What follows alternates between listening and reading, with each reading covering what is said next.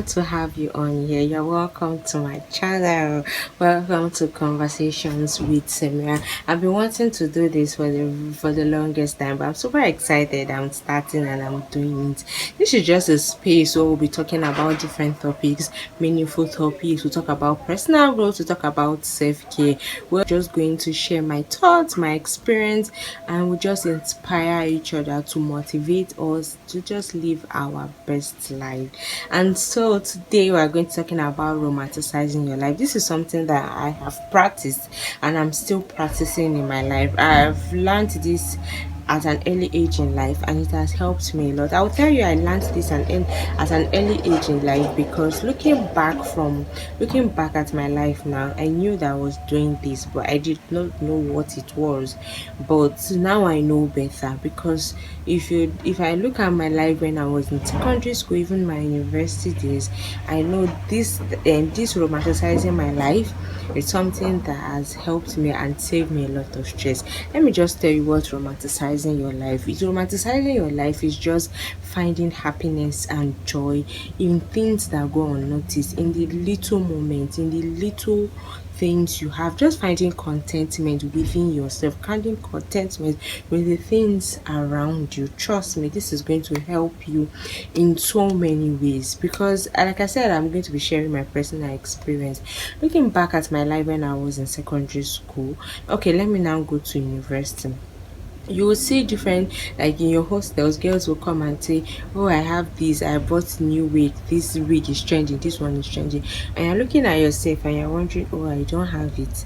But trust me, I will tell you that back then I was someone that I wasn't bothered about all this type of thing. Not that I don't see it and I don't like it, I like it, but do I have it? Can I afford it now? Is there a way for me to get it? And if there's no way for me to get it, I absolutely don't bother myself about it. I see you, admire you, good for you. But will I kill myself? Will I start overthinking? Will I start feeling less of myself because I don't have that thing? No. Trust me, this is something that I have been doing. And I will just tell you, it just has to do with the spirit of contentment. There is nothing that can stop you from living your best life, from romanticizing your life as much as when you don't know how to be content with what you have. Trust me, you just have to be contented with what you have, where you are, the things, the people that are around you.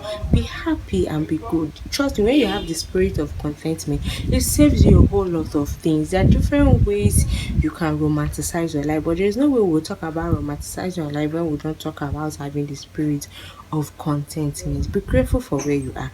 If you look at your life now and look at how it was before, when you sit down and carefully list out the things that you have prayed for or you've asked for, or even the growth you're having now, you are not where you are not where you used to be, but you are better now.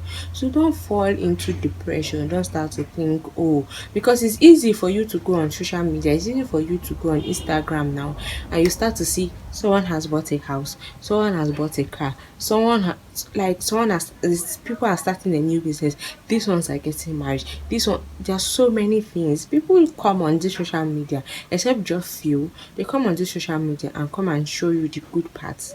They don't really show you behind the scenes what the struggle, the things they have to do to get all these things, and you are just there scrolling through the internet, and you start to think of yourself, what is wrong with me? Why don't I have a bone straight?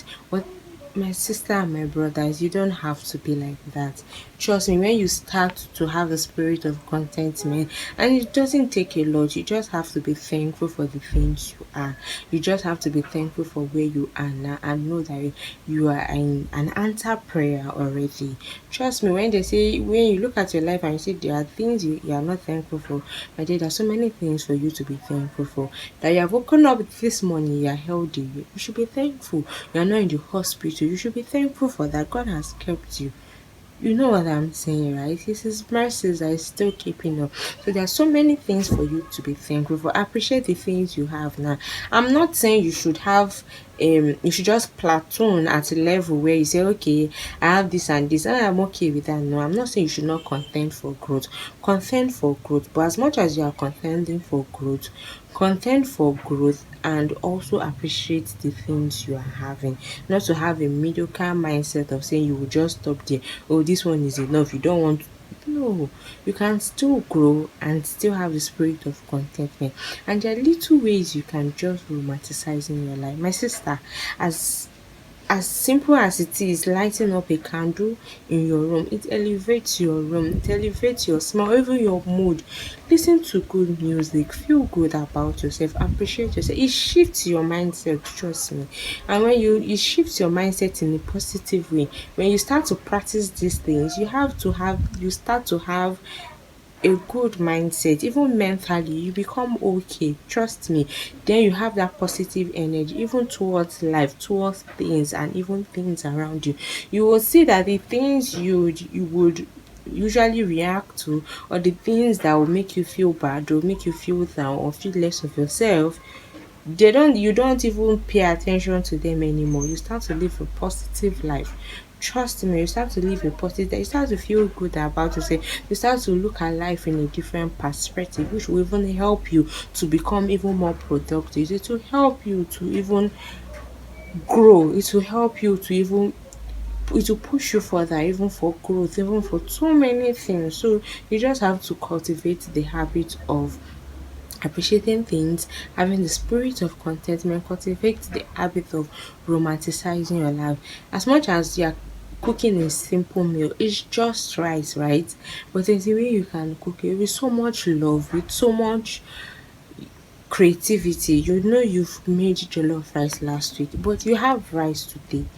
Be thankful for that. You can do that rice in a different way with so much love, and you tend to see the people around you differently. And so when you are cooking now, you are not just cooking anyhow, you are cooking because, okay, you are seeing these people in a better light, right? And you will cook with so much love, and you give to people. Even you yourself, you will eat, you will feel good about yourself, you will take care of yourself better, you pay more attention to yourself. This is all these things that just has to do. There are many more, but these are all things that you will gain from just romanticizing your life. Trust me, you see all these there's nothing that can steal your joy as much as comparing yourself. Comparison is bad. There are good comparison where you just push yourself to be good, but when you try to compare every aspect of your life, everything about your life with other people, my sister, for lack of better word, comparison is like a cancer. It eats you so deep and you wouldn't even know the extent it has gone. There's nothing as bad as that. Everybody's life is different. Every space and every pace everybody is running at is different. Know what is for you. Know what works for you. Don't let the success of other people define your own success, and you start to feel like you're not making progress because you're seeing other people's life. They're working at their own pace. That's what I'm saying. When you start to romanticize your life, you start to pay more attention to yourself. So you know the things that should work for you. You should know the things you should go after. You should now define success by your own terms, and not what you go online to see and say, oh, they are buying cars like this, they are more successful than you. You now define what success means to you. Be honest with yourself. You have a good working iPhone 13 Pro Max, right? Is there any need for you to want to get the iPhone 16 that is out? No. The camera is working, the audio, everything that you need to do. The space, everything is good. But because the latest phone is out, which is iPhone 16, you want to fall into depression. You want to kill yourself to get it. Why?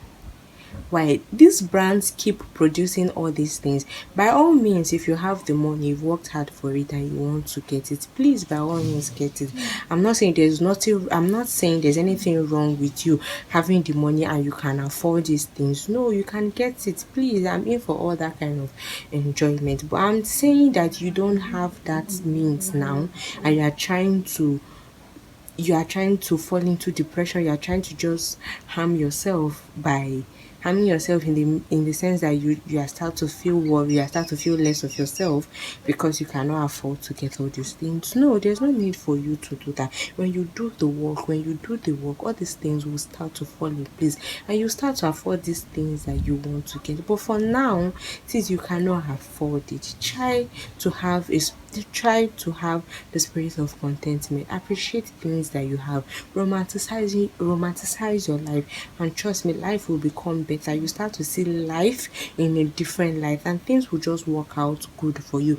This brand keeps producing these things because they want to sell their product. They produce new cars. Is it that the car that you are having cannot take you from point A to point B?